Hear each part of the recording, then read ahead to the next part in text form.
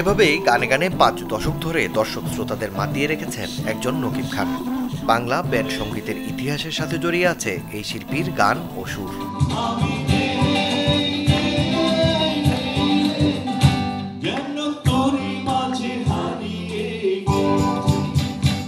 সুরে সুরে এভাবেই 50টি বছর কেটে গেছে নকিব খানের।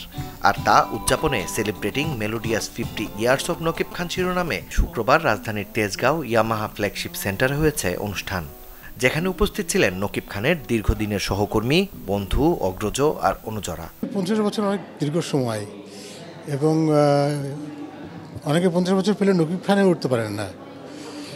উনি একটা সফল নকিব খানে ওঠার ভীষণ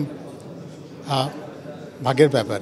নকিব খান ভালো থাকুক, সুস্থ থাকুক, সুন্দর থাকুক, দোয়া করি, কারণ তার সৃষ্টি থাকবে।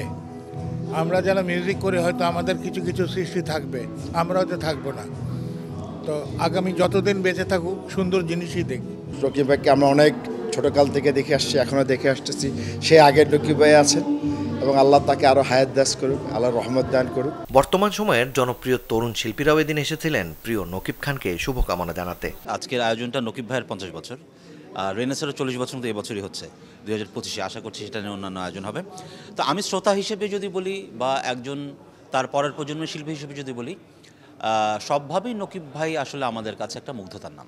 দেশের সব মানুষ, শুধু দেশ না, দেশের বাইরেও বাঙালি যারা আছে সবাই নকিব ভাইকে ভালোবাসে, নকিব ভাইয়ের গান ভালোবাসে।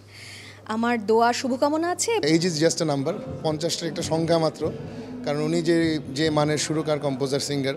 তো আমরা চাইবো আমরা আজন্ম তার গান শুনবো, তার গান শুনে অনুপ্রাণিত হব। আয়োজনে সবার প্রাণবন্ত উপস্থিতি দেখে বেশ উচ্ছ্বসিত ছিলেন নকিব খান নিজেও।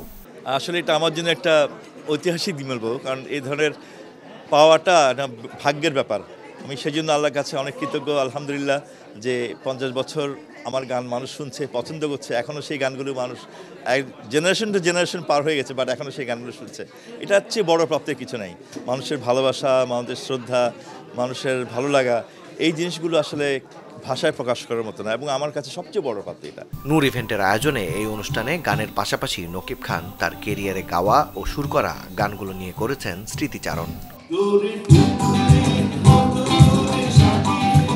মাকসুদুল হক ইমু, চ্যানেল 24, ঢাকা।